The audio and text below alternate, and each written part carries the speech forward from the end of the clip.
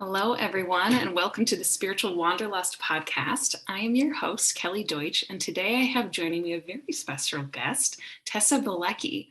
Now, Tessa is a hermit, which most of you probably have never met a hermit in your life. And Tessa has a really unique background in her eremitical life. She has blended together in her life these various streams of the contemplative tradition. She's got this Carmelite stream, like Teresa of Avila and John of the Cross. We've got the Celtic, but you've also got these desert mothers and fathers. And so she's lived for over 50 years in the wilderness all over in the US, Canada, Ireland, deserts, mountains, woods, all over. And she was for a long time the mother abbess of a monastic community of both men and women for over 40 years. And then went on to create or co-create the Desert Foundation, which I'm interested to hear more about today. She's written several books, especially on Teresa of Avila, and Tessa is also going to be our presenter on Teresa of Avila soon in the Women Mystic School, so I'm excited to hear more about that. So I'm thrilled to have Tessa with us here today. She's living her life as an urban hermit in Arizona today. And I'm so excited to just hear about your life, your story, and all that you have to teach us about the contemplative life. So Tessa, welcome. Thank you. That sounds fascinating. We'll have lots of fun. Oh, good. Well, I'm curious, Tessa, how you first discerned a call to become a hermit, because this is something that's so out of the ordinary for most people. Was it something you were thinking about, or how does that kind of life even come onto a person's radar? Yes, I think, first of all, the word is weird. It conjures up strange things. Years ago, I actually looked it up in the dictionary. And literally, Webster's dictionary described the hermit as somebody antisocial who grows his hair long and his fingernails long.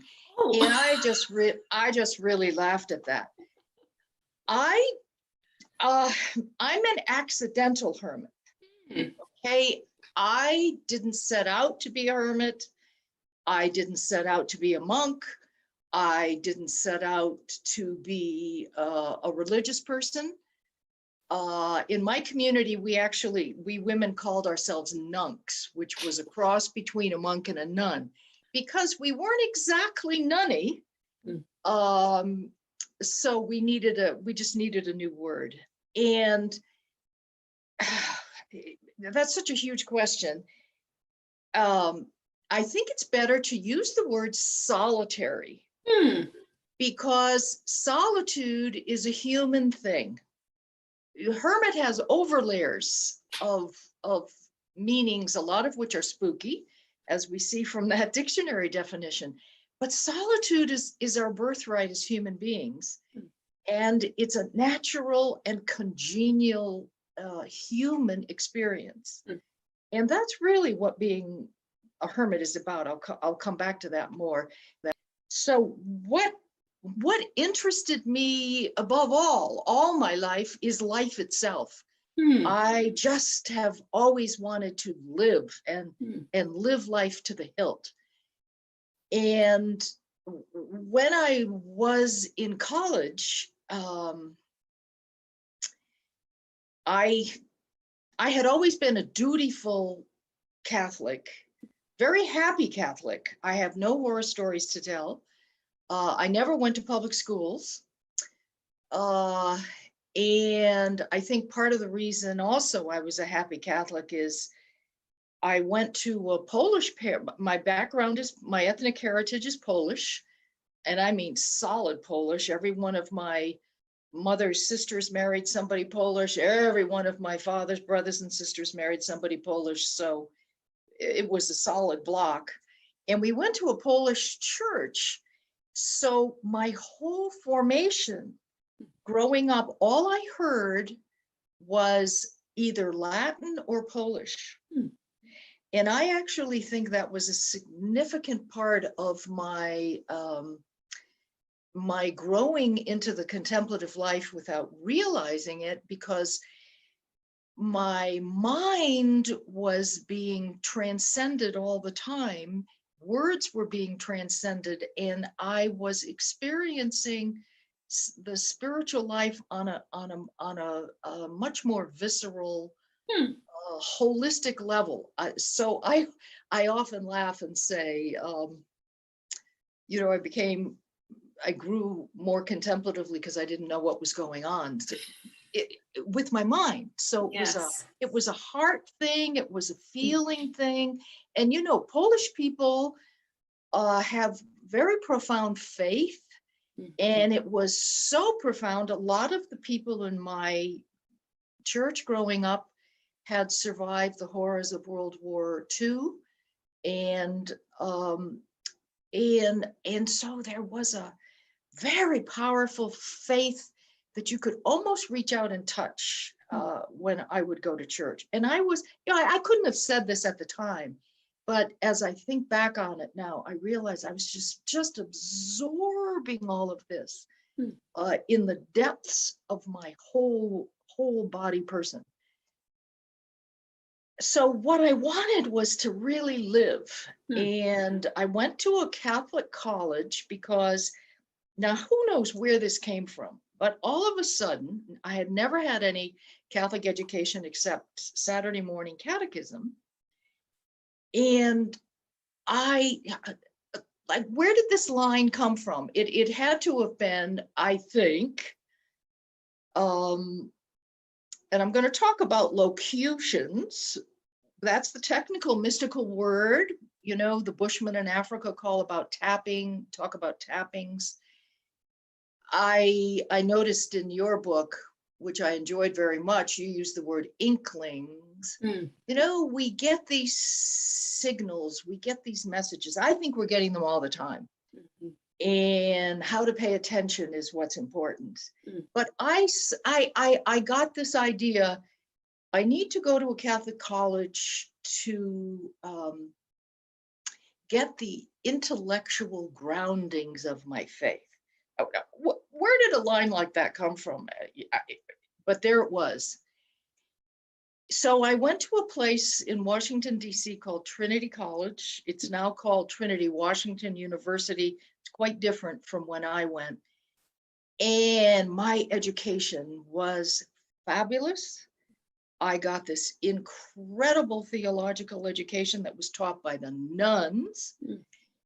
And I was in college from 62 to 66. So Vatican II is happening. The church is very exciting. Hmm. Wonderful things are happening. And those cutting edge nuns, Sisters of Notre Dame de Namur, were teaching cutting edge theology. We're reading Karl Rahner and Hans Kung and Teilhard de Chardin, and some of them I got to meet because they came to Washington to speak, and we all went. So it was just electrifying, Yeah. very electrifying. And in college, it was partly the foundation that I had gotten in my family and in my parish church. And then I got this intellectual grounding, and then I just had this huge awakening where suddenly Christ was super alive to me, Hmm. and I was just passionately in love, and I couldn't get enough. Spent my time going up to Catholic University and hanging out in the cafeteria with all these seminarians who studied all around CU, and Trinity was right next door to it. And so we were constantly talking about these things, and it was fabulous. Hmm. But through it all, it was all about coming alive to me. And then we were in my junior year, we were going to have a retreat, as we did every year, and they said that the retreat master, whose name was William McNamara, was a hermit. Hmm. And I thought, oh my gosh, that is just so irrelevant. What can he possibly have to say? And but I of course I made the retreat because I really was a goody two shoes. so I would never think about not doing it. And the minute he walked out onto the altar the first night, again, it was my first message, let me just say, a message, a revelation that I really recognized. And the message was, I really felt God speaking to me saying, this is the man and this is your life. Wow. It was extremely powerful. And part of it was, first of all, he was a very dramatic, charismatic looking guy, kind of, years later then, because I hadn't read Tolkien yet, but he had a Gandalf quality about him. Long brown Carmelite robes and just that a magical quality.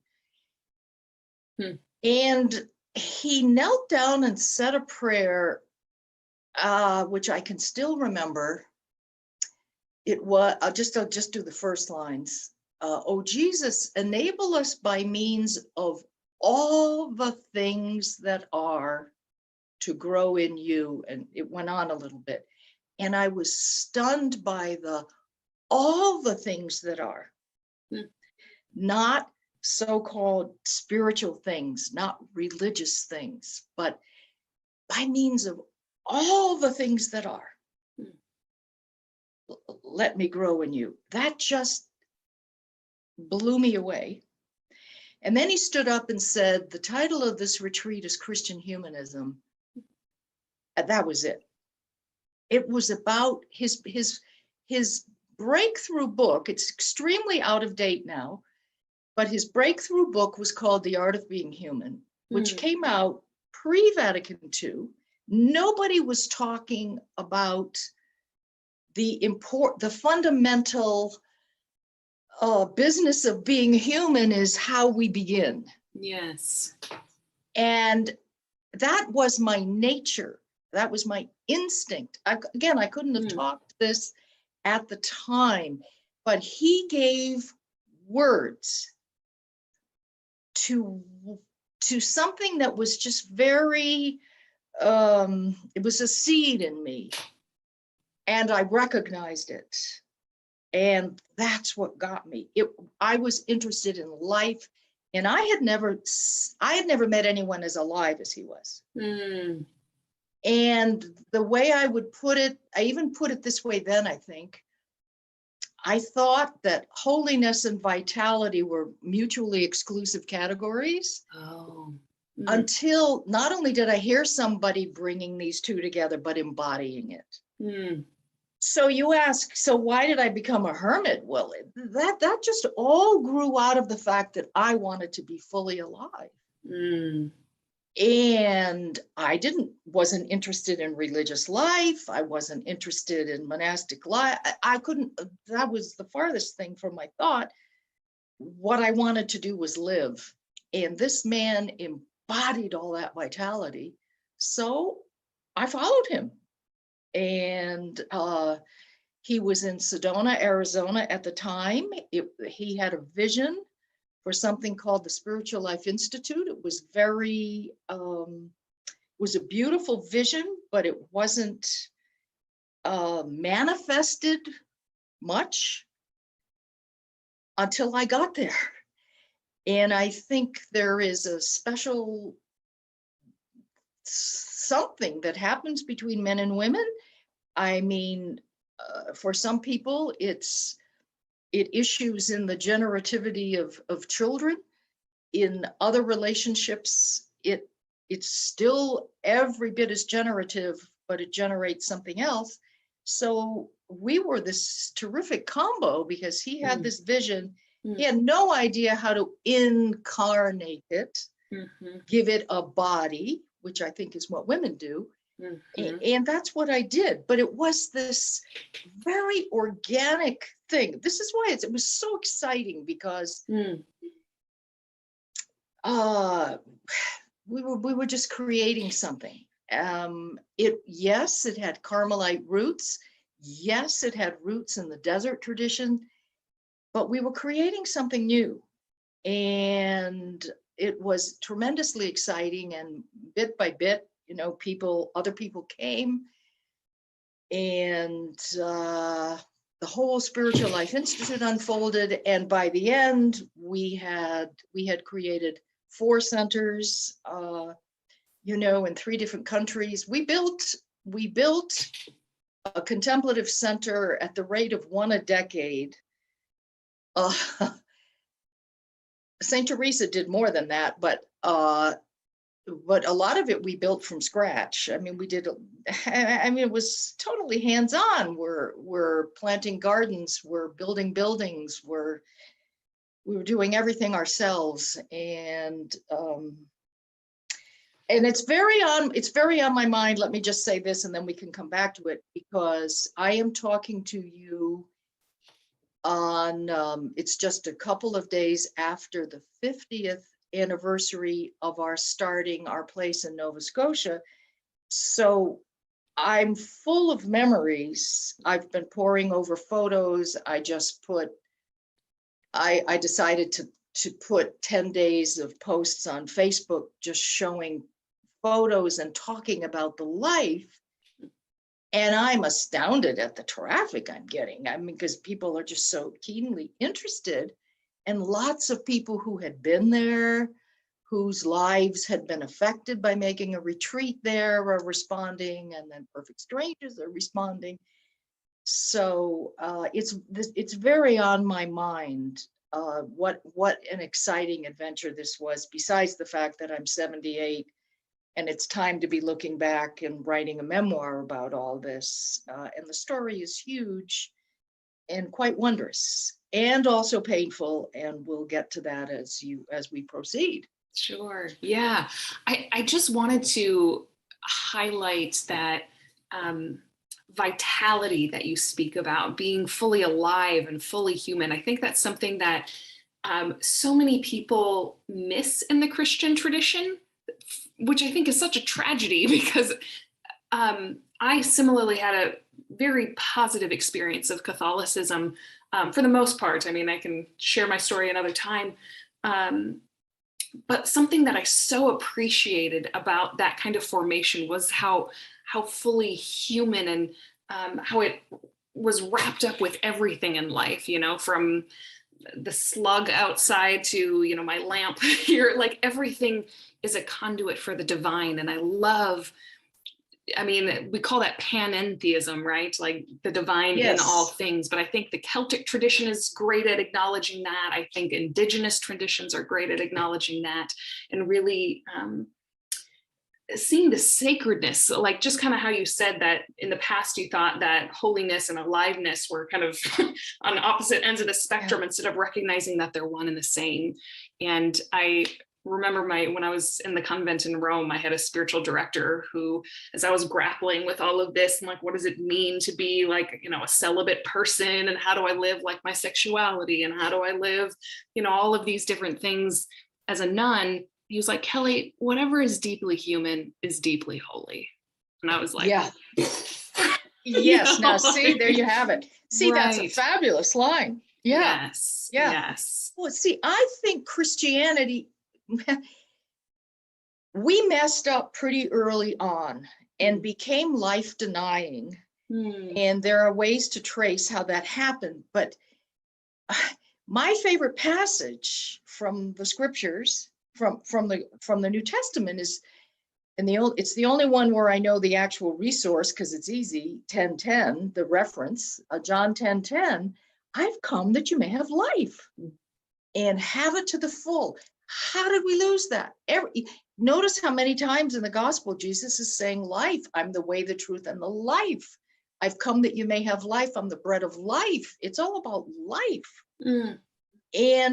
And we lost that and became so ascetical and life denying, which is why I wanted nothing to do with religious life, because it repelled me. There was just, I really, it makes no sense. So it just makes no sense. And I think what is being recaptured today by younger people, by the new monastic movement, in the interspiritual movement, whatever you want to call it. We can come back to that. And in the rejection of Christianity.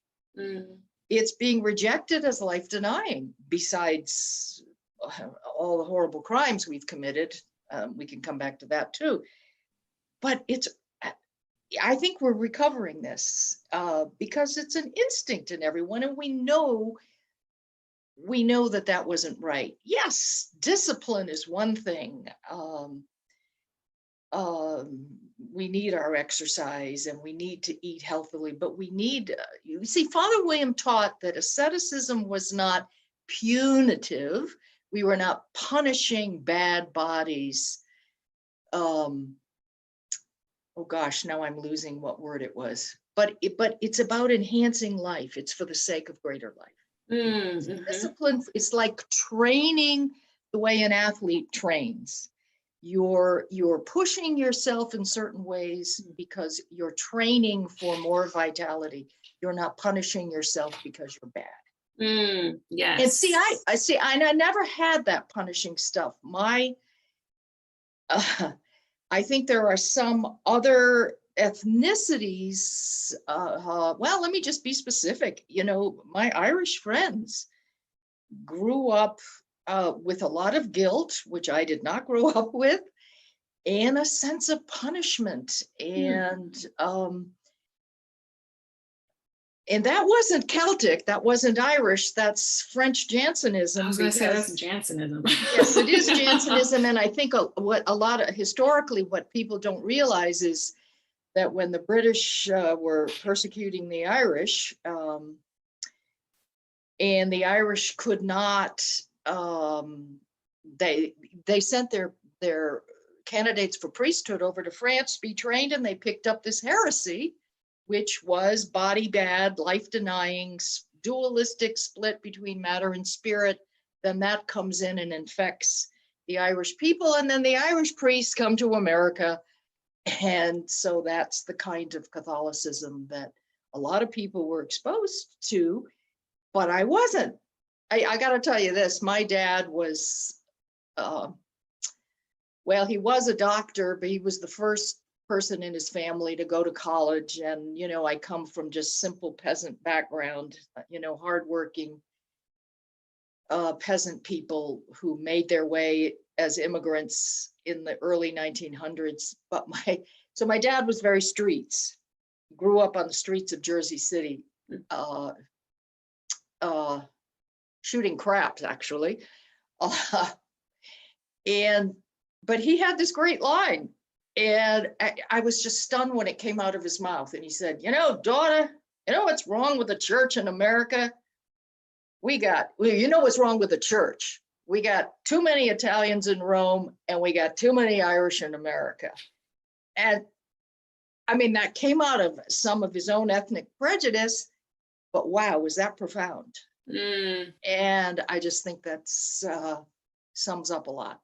Yes, that's a very so interesting. Anyway, Christianity, life affirming, and that was what Father William represented to me. That was what the Spiritual Life Institute was trying to do, and that's why people were so attracted to us. Yeah, tell me a little bit about that. Like, what was life like at the Spiritual Life Institute, and what lessons did you learn there that you still carry with you today?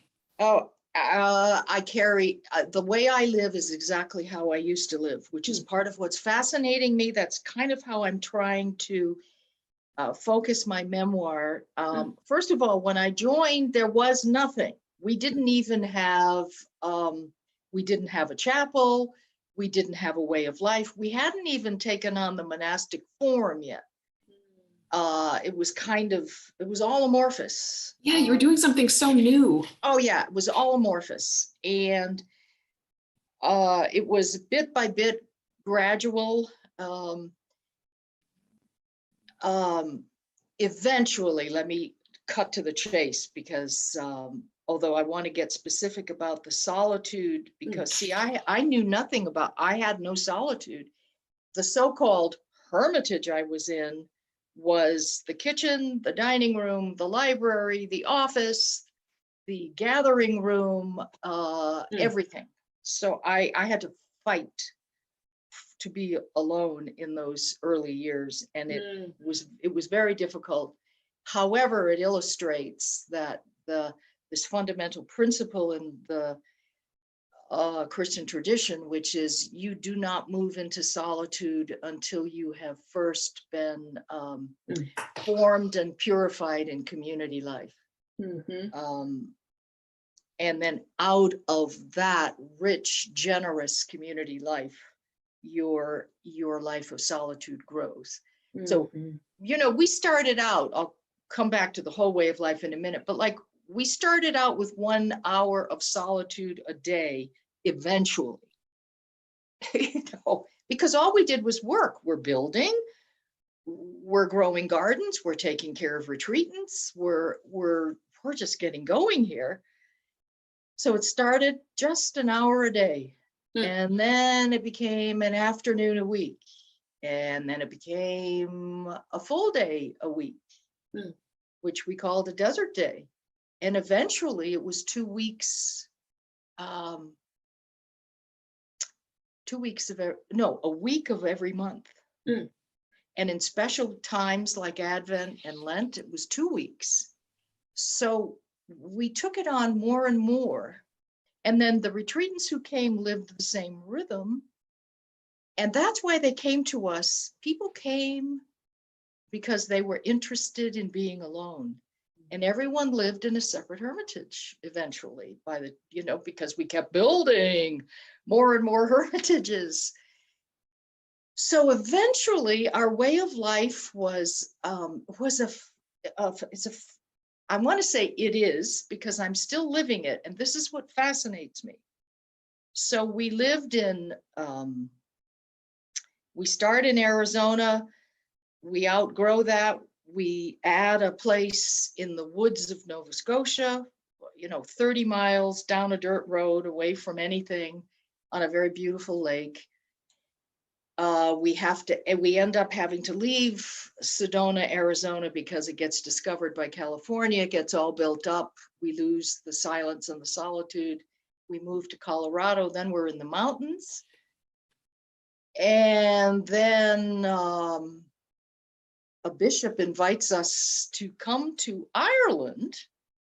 It's the first time this ever happened, because we were always kind of marginal and had a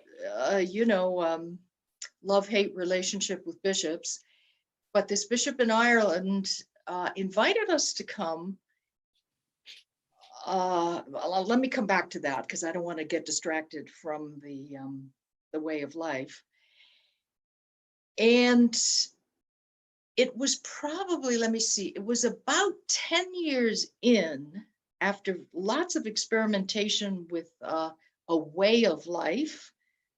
I'm not going to call it a rule yet. It's a way of life, trial and error. It ended up becoming this beautiful balance of about 50% of our time in solitude, 50% in community. There were times for prayer, times for manual labor, emphasis on celebration and play. This was one of our radical contributions. You do not see this in the rule of Saint Benedict. You do not see this. Well, Saint Teresa was big on recreation, but historically, celebration and play, that was part of the life denying. No, we don't do that. Yeah. How could you not do it? Jesus is risen from the dead. I mean, why aren't we singing and dancing all over the place all the time? So celebration and play were very, very important. We published a magazine, we wrote music, we wrote poetry, we put on skits, we wrote plays, was tremendously creative, encouraging, individual talents, big emphasis on nature, being outside, doing things out in the wilds. And of course it varied from place to place. Nova Scotia was particularly wonderful because we lived on a lake. We swam and canoed in the summer. We ice skated and cross-country skied in the winter. Was very, very hard work. Very, very hard work. Our bodies today bear the scars of that, and also very joyous, very joyous. And it was we always believed that community is really enhanced by solitude. That if you're together all the time, you can really bog down and go very stale. And the solitude, by separating, then when you come back together, you really have something to offer. So I'm fascinated that I leave a wilderness hermitage, which I did in 2017 as I'm aging. Partly I felt the need to be closer to healthcare. Also, I got tired of the hard work. Until I was 75, I was hauling logs and stacking wood, and finally I said, you know what? I think I'd like some culture. And that was between needing healthcare and wanting culture, more culture. I decided to come back to Arizona, but to the city. So I live in an apartment, but it is clearly an urban hermitage. I have been fascinated that I am not living very differently, except for there are challenges, and the biggest one is noise. I wouldn't even say it's a challenge so much as it's just a tremendous sorrow to me how much noise there is. Yeah, I was going to say, what other kinds of differences or do you see? I see just the two differences really are noise and light pollution, because I lived so much in wilderness areas, there was no light pollution. So like I miss stars. Certain times of the year the stars are clear, but not like they were in Colorado, where the Milky Way was just splashed across the night sky every night, and it's hard to find a place to see the full moon rise unimpeded, because the rising of the full moon was always a ritual for me. And in most of the places where I lived, it was easy to see. I have to go somewhere to see it most of the year, and then it's not quiet. Where I can see it isn't quiet. I hear traffic, or I see lights. So, and I've been here now for 5 years. I'm actually feeling a cumulative negative effect of noise and not being in the dark. I'm not sure how to describe that. It's definitely sorrow. Yes. There's even, I would say, a kind of a weariness. Yes. That comes with it. And I'm of course I've had to come to terms with I've gotten a little snarly about how rude people are about making noise. For example, recently someone has just moved into this apartment complex, and he got himself a garage just a few doors down from me, and he put in a set of drums. He's an old guy, probably living his dream, but he put in a set of drums. He opens the garage doors and he thinks nothing of sitting there playing his drums, loud as can be. He doesn't even think what he's doing to other people all around him. Sure. So And I get snarly, believe me. Mhm. I have had to come to terms with, that part of myself where I lose patience, I get angry, I raise my voice. I'll complain to anybody who comes comes to. So Nice. those are the negatives. Those are the hard things. But I find, prayer, the solitude, the study, the discipline of writing as a spiritual practice, the exercise, the rhythms, staying in tune with the rhythm, staying in tune with both the rhythms of the natural seasons and the liturgical rhythms. Very, very, very important. And you walk into my apartment, if it's Lent, if it's Advent, if it's Christmas. So it apart from these negative elements, I feel like I'm living the way I always did. And what's thrilling about that to me is I feel like, because what we used to do is people would come on retreat and our emphasis was, what can you learn from this experience that you can take home and you can live in your own life wherever you live, however you live it? Yes. Well, now I have to do that same thing. And so I'm seeing it from the other side, and I'm valuing that and realizing, wow, we did come up with these basic elements. Mm. But it takes creativity to figure out how you're going to do it in the circumstances of your life, but it's all possible.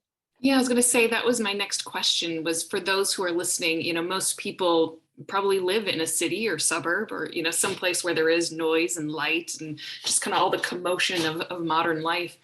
And I'm curious what kinds of things you'd recommend to them to try to find that solitude, the silence, the stillness, some of those things that are such treasures in the monastic tradition, but that most of us aren't living a monastic life. Like, how do we find some of that?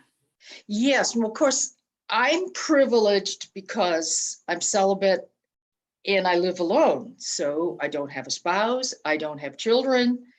I love it that way. It's a vocation and it's a joy.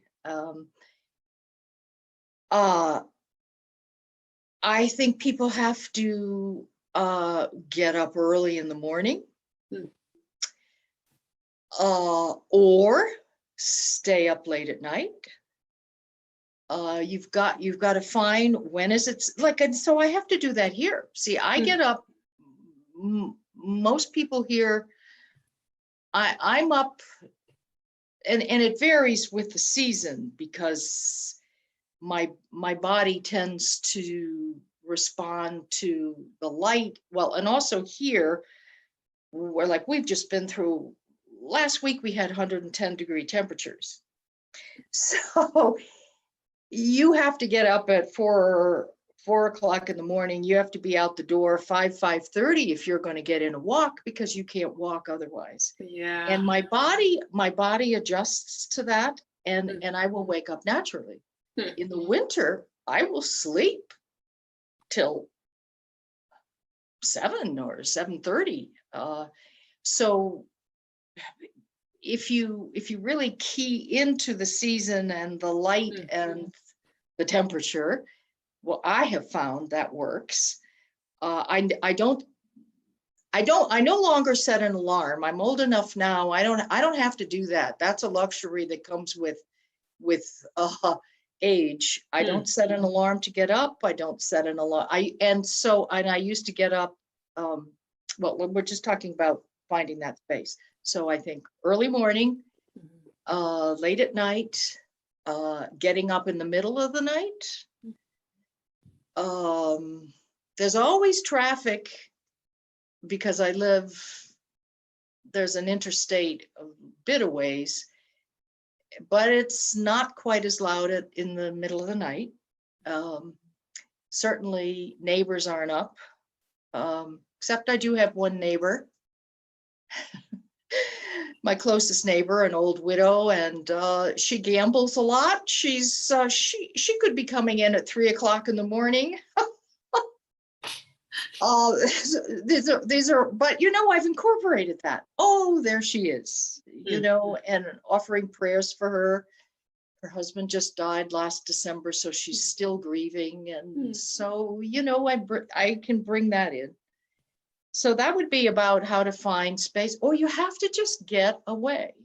So I can go way out into the desert here, which I will do a few times a week, where it's really silent, where I'm not hearing any traffic. And if I'm lucky, I'm not hearing any people. I was out Sunday, not a soul, and utter silence. Wow. So, and you have to find, what do you need? What do you need? And then you just learn how, I think you can learn how to block it out. I prefer silence. I don't listen to music the way I used to. However, I've had to revive it here as white noise. So like when that drummer, if he gets going, for one thing, so then I can't be out on my balcony. I have to come inside, and I often have to just turn on music to drown it out. And so I use that. And of course, it's those times that are the times that are also our prayer times. So, but we have to find what is it for us. I think all of this is trial and error. I don't think any one thing works for everybody. I think there is just these basic rhythms, and people have to find their own way within them. I think not everybody can live out in nature. Now, I am lucky. Tucson is a very wild city. There's I can look out and I'm seeing mountains. I can see a few saguaros in the distance, which is why I'm in this apartment. I gotta see saguaros. But you can grow houseplants. You can grow things on your patio. I think growing things is an essential part of contemplative life. However simply you do it, but I think it's essential. You can learn so much from a plant. I better not get too carried away by my plants, but my plants are extremely special. I have actually had, I only have 3 because I don't have a lot of light in this apartment. That's another thing I miss. But my plants are 30 years old. And they are friends. They all have stories. They connect me to people and places. One huge plant comes from one leaf that I picked off a rooftop in Jerusalem 30 years ago. So we learn plants are teachers. Like big nature out there is a teacher, but so are simple touches of nature. Yes. I think it's very important to be immersed in real things. It's very important to cook food. Food is many things. Food is health. Food is it's a sacred ritual. Food is art. So to me, food is very important. Lots of people will say to me, oh, well, I don't cook. It's just myself. And I say, well, it's just myself and I cook.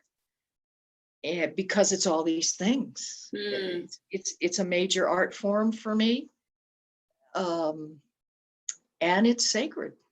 Yes. So It sounds like a lot of these things are also just a matter of being embodied, of like absolutely. getting your hands in dirt or cooking or, in the flour or just listening and being aware of, like you said, what your body needs. Like, okay, so my nervous system is really overwhelmed by, the drummer or the traffic or, like, what do I need to do to tend to that need that I'm sensing within myself?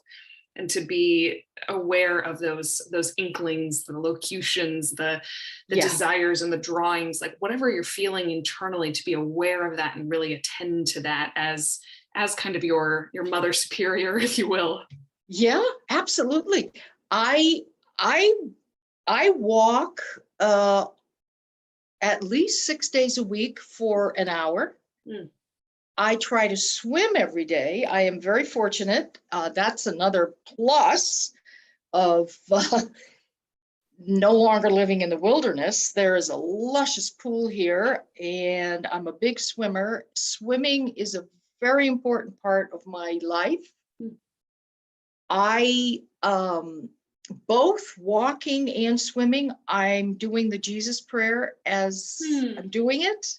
One of the most important penances I was ever given after confession as a young person in Nova Scotia. Father William said, okay, now when you do your floor exercises, you do them to the Jesus prayer. I started doing that sometime in the late 70s. I have been doing it ever since. And that is it's a very important part of my life. So I go swimming. I'm doing these strokes. The Jesus prayer is going on. My body is moving. My body is stretching. My mind is emptying because it's just the Jesus prayer. And I usually, just because of some back problems, I can only do the backstroke. So I'm spending most of my time looking at the sky, looking at clouds. That's lovely. And saying the Jesus prayer. And now see, if I get all riled up about noise or what's going on in the world, I'll go for a swim. It's an embodied way to calm down. Being in the body is just so important. It really is. And that rhythmic, so I love that. I mean, whether it's swimming or you mentioned before, like that combination of labor and prayer, the ora et labora, yes. Like there's something so helpful. Like I have to do that as well. Like to be able, especially when I spend so much time in my interior world or with other people in their interior world, I have to do something with my hands where I can just let my mind be free, whether it's painting or yard work or whatever it is, something that's more embodied and is less heart and head focused. Yeah, absolutely. Absolutely. And I think Jesus, that's part of the witness of the gospel too. I mean, Jesus was walking everywhere, for one thing, and camping out. And so, yeah, the body's very, and again, I think that's a big part of what women bring to all of this. I think that's also what happened to Christianity. It became too masculine. It became too removed from women specifically and from the feminine. And so it became disembodied, too rational, and too negative. Women nurture, women bring life, men kill.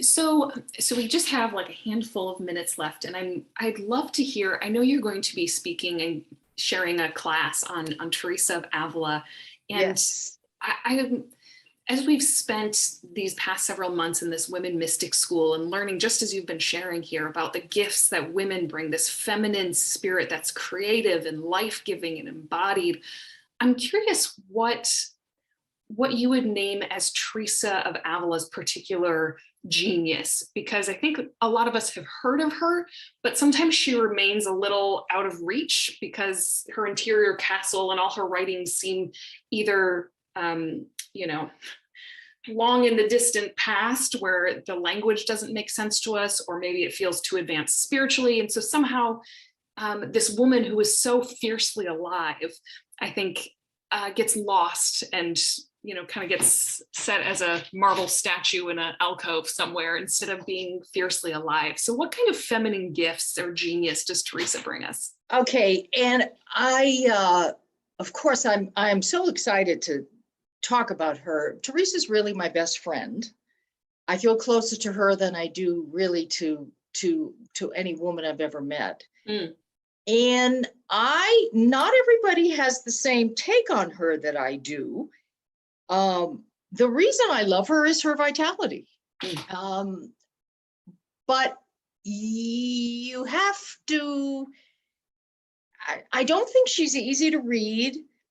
And when I do my class, I actually want to talk about the 3 books I've written about her and why I wrote them and what each one has to offer that makes Teresa accessible to people. Because you can't just pick up Teresa of Avila. You don't get a big enough picture. And I read every word she ever wrote. And because I'm this, I'm a J on the Myers-Briggs, and I think I'm a 1 on the Enneagram, and I love structure, and I love organizing, and I love synthesizing. I read every word, and I recategorized it on my terms, and then put it all out in a new form. And my big emphasis is on her vitality. First of all, she's a tremendous teacher, but see, she's so, and this is part of what I love about her. She gets so excited, she's all over the place. And when you read her, she even digresses and goes off on something else.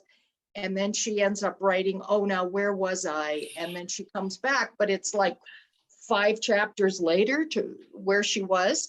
So she's hard to read.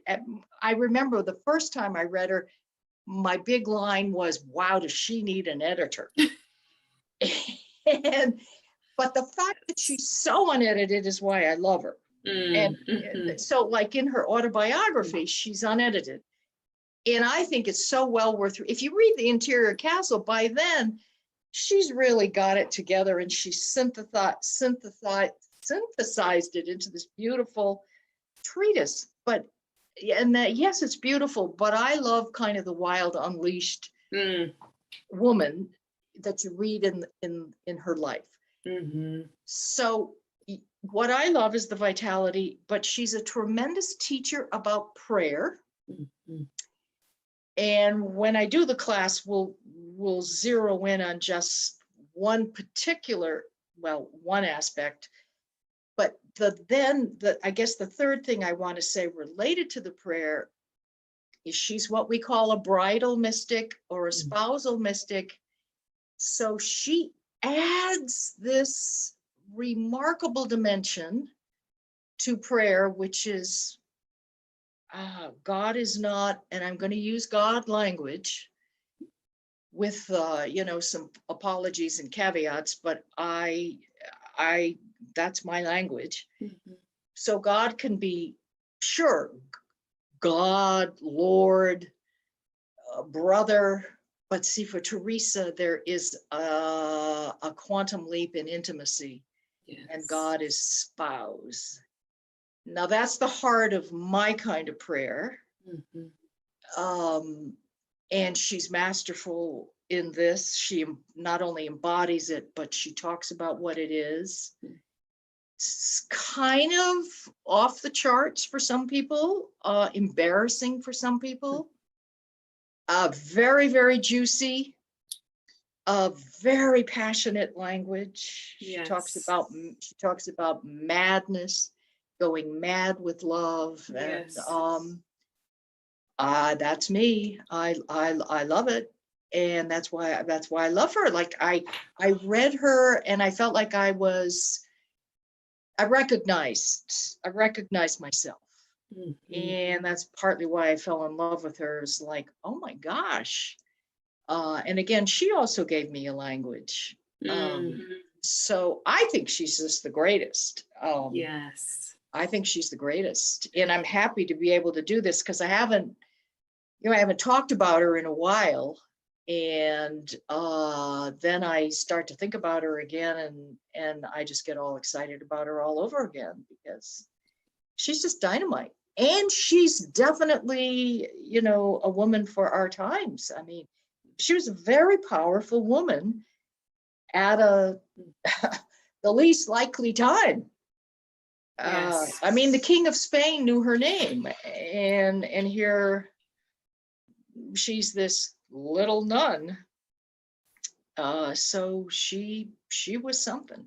Yes, I have so enjoyed being able to just really dive into each of these female mystics as we've been going along. Yeah. I mean, like last month we were doing the Beguines, and I was like, oh my gosh, they're just so freaking amazing. How Yes, how talk about countercultural they passion. were. Yes. Oh my gosh, we had Julian of Norwich, and we had Dorothy Day, and I mean, we just or Eddie Hillesum. Oh my God, just each one as I'm preparing for them, I'm writing about them, I'm sitting with their writings, just seeing the vitality, like you say, the audacity with which they spoke so many times, when it was just such a intensely patriarchal society that they lived in, and they just had this like, I mean, my goodness, the chutzpah, to be able to. Absolutely. Yeah, you chose some beauties. I mean, the congratulations again on that women's mystic school, and your choices are terrific. Yes, thank you. I'm very excited, and I'm so looking forward to hearing more about Teresa, because she's such a she's so good, and as you say, she can be very accessible, but I think a lot of people miss that. So I love the way that you embody her vitality, and there's so many parallels between your life and hers as being a foundress, and just so many pieces. She helped me a lot with that too, because I didn't, they used to call her La Madre Fundadora, the mother foundress, and that really helped me because I was doing that too, but I didn't, until I got to know her, I didn't have a model for that. And she really helped, including how hard it was, how overwhelmed you could feel. She was always overwhelmed. Yes. Which is partly why I loved her. She was just always overwhelmed, and on the one hand, she had a lot of help and a lot of support, and on the other hand, she didn't. So she was often very alone, and she suffered a lot from loneliness. And that's partly what's so endearing about it. It's not just the vitality, it's all the human emotion. She was often frightened and scared and depressed and lonely, and she says all that. Yes. She says all that, and more so in her letters than the formal writings, which is why it's just so great to read letters, but most people don't do that. Right, but I think you're right that those human emotions make the mystics, make Teresa so much more relatable. That she's not this like marble statue somewhere. Like, she was a living, breathing, and fairly hot-blooded Spaniard. Oh yeah. Who had a lot of passion and struggles and things that anyone can relate to. Yeah. Yeah. Absolutely. So we'll have fun with Teresa. Yes, I'm very much looking forward to it. If people want to learn more about your books, about your Desert Foundation, and everything that you're up to, where should people go? Oh, okay. We didn't even talk about Desert Foundation, but with my friend, Father Dave Denny, started something when I left monastic life. We started something called the Desert Foundation. Our website is sandandsky.org. Great. Easy to remember, because what do you see when you look out in the desert? sandandsky.org. We're redesigning the website. It's very boxy right now. We have something spectacularly beautiful and artistic in the works at this moment. And so pay attention, don't give up. But I'm trying to do I don't have my own website, but eventually there will be tessabielecki.com. So, but I hope by the end of the year, but I can't be sure. And can people learn about your books on Teresa And also at that website? Yes, absolutely. Okay, All the Teresa books are there. Yeah. Okay. And marvelous. and listen to the women mystics, and we'll talk more about that. Yes. If you want to join us for the class on Teresa, just check us out at womenmystics.org, and we would love to have you join us for the journey that we have coming up. Well, Tessa, this has been delightful. I'm looking forward to having your confrere, Father Dave, also on here to talk some about the Desert Foundation, because there are so many things that I wanted to talk about, and so much time. Well, life is rich. Indeed it is. I am so thankful to hear about your story and your life as a hermit, as a contemplative, how we can also live some of this contemplative and even monastic quality in our daily life, and find some of this aliveness that you embody so well. So thank you for sharing that with us today. Thank you, Kelly. Yeah, absolutely. And thank you everyone for listening.